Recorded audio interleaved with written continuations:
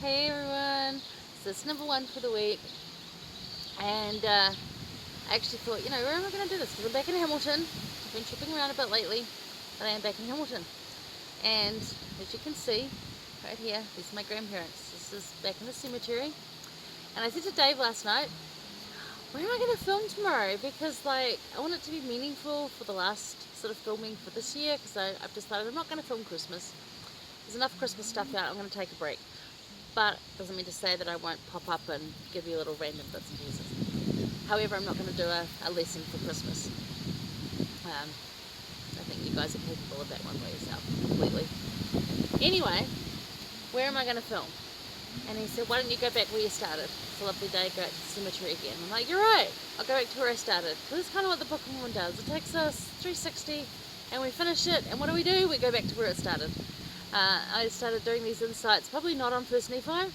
I would have been in April when we sort of had lockdown and people were missing Sunday school, and after we couldn't leave our homes, so we weren't at home anymore, we were able to go out here in New Zealand anyway and be able to film in some different places.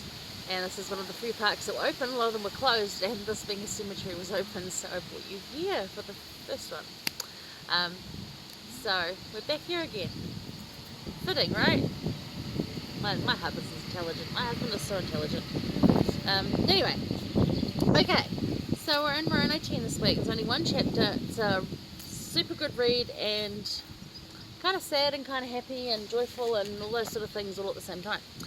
But there's some really good points in here, and this is Moroni talking. This is his very last words to us. This is his third farewell. He's given us one, and then he gave us another one because he didn't know when he was going to die. He had no idea. And you can imagine his, we're the same thing. We can write letters and we sort of give our sentiment at the end because we don't know when we're going to die either. It's not a sure thing. But this particular time, he was older, and he said that he knew he was going soon. So he must have been quite a bit older. You get to feel that way sometimes. Alright. Some of us younger than older. Yeah, but anyway. So, in verse 3 we're going to start off, because everyone focuses on 4 and 5.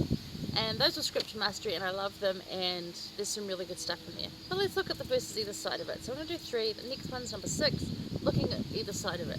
So verse 3 says, Behold, I would exhort you that when you shall read these words, if it be wisdom in God, that you should read them, that you would remember how merciful the Lord hath been unto the children of men, from the creation of Adam, even down until the time that you shall receive these things and ponder it in your hearts. And the whole study of the Book of Mormon is to remind us of that merciful God and how merciful the Lord is to us. And I know a lot of people think, actually they're not that merciful, I don't have anything, I'm not that blessed. And it's like, well, kind of are.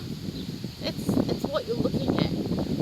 My husband's speaking in Sunny Hills Ward this Sunday is his stake council assignment speaking, and we always try to make his talks interesting and of value rather than oh look, it's the stake councilman again, because they can get a bit boring.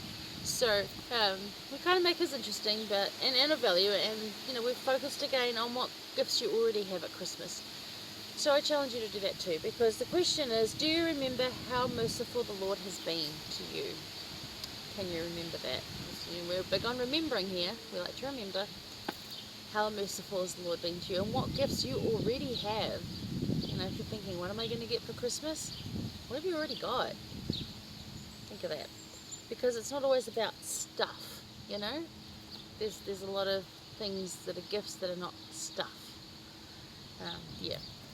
So, I've written down here, because, we like to have a little note-taking, Count your tender mercies, name them one by one. It will surprise you what the Lord has done. Love that song, Count Your Many Blessings. And it's not always blessings, because blessings these days can seem, as I said, something that you have, like a thing, like shoes or clothes or a car. And while those are blessings, yes, don't get me wrong on that, blessings are also, fresh air, being able to leave your house, like their privileges, their honours, their accolades, there are all sorts of different things that are merciful. They're things you don't even know about. Like maybe you got held up today before you left the house, and actually it was to avoid a massive car accident you might have been in. And you're just frustrated because you were late. You don't know what the Lord has done half the time. And if you start looking at it, it's going to surprise you what the Lord has done. So I love that hymn. Okay. And we've been receivers of the Lord's love, kindness and patience, and yet He continues to offer more. There's always more. And they protect us, so look for these and recognise them. Now I've got a good quote here, and I decided next year I might not use quotes. I'm going to try and do something else, so we'll see. But anyway, quote for this one from Elder Beta. Really good. The Lord's tender mercies do not occur randomly or merely by coincidence. No, they do not.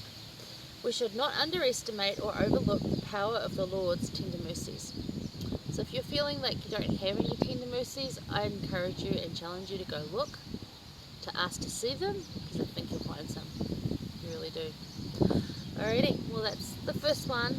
I'm not going to move from here because this is my spot. These are my peeps, literally. So I'll see you for number 2 in a bit. Alrighty.